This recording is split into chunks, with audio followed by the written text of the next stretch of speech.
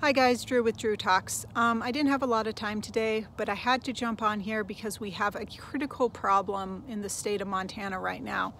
So the Libertarian Party in the state has had ballot access for almost 40 years. We've been on the ballot since the 80s. In 2016, they reconstructed the party and we kind of relaunched in a way, and we've been doing very well. We had our party up there lobbying for Defend the Guard this year. We've had some really great races being run across the state. We've got great candidates. The party is growing. The MTLP makes the other parties better because when we are on debates and we are in the media, we are addressing issues that they normally will like to sweep under the rug. We get them talking about being fiscally conservative. We get them talking about spending. We get them talking about foreign policy. We talk about why we are sending aid to Ukraine. What is up with that? We talk about Afghanistan, Iraq, Yemen. We talk about these things. We talk about mathematically, how can we sustain this welfare state? We talk about income tax. We talk about the Federal Reserve. All these things are not going to be brought to the table without the LP sounding the alarm for them. Instead, they are going to talk about whatever the media puts out, climate change. They're going to talk about programs. They're going to talk about spending this here and this grant here in education.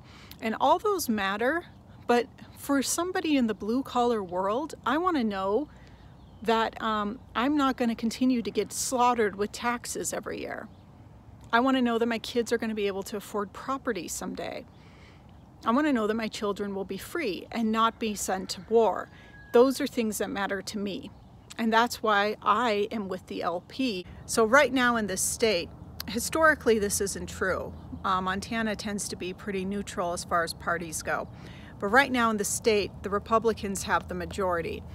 And they are using that power, some of them are, to try to kick any independents and any libertarians off the ballot. So the way ballot access works in this state is every year when they have statewide races, we have to run in some of them and we have to beat the spread. The spread would be we have to get the difference of votes between the two top parties.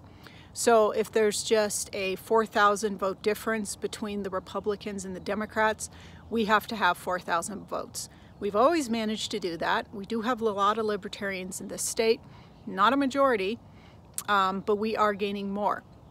The Republicans are putting forward two bills, Senate Bill 565 and 566. They flew through the Senate and they are headed to the House. They will have a hearing in House Committee for State Administration this Friday, the 14th.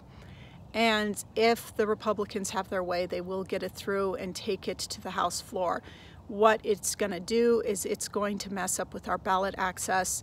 For the party that has been complaining for 3 years about election integrity, going and rigging the ballot before the election even happens is hypocritical.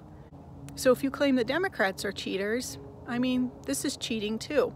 So please, please, please write to your House member, ask them to have some integrity and to not mess with the ballot system.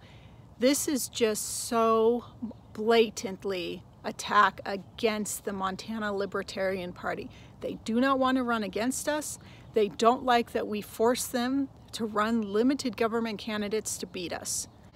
I am not coming on here and bashing every single Republican in this state. I work with a lot of them. There's a lot of good people in the populace who identify as Republican.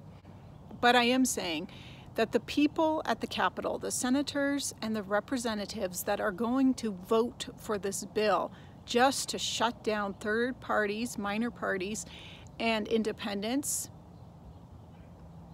that's not limited government. And I would really urge you to reconsider this.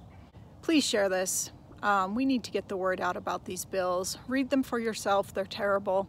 I'll include both bills in the video description.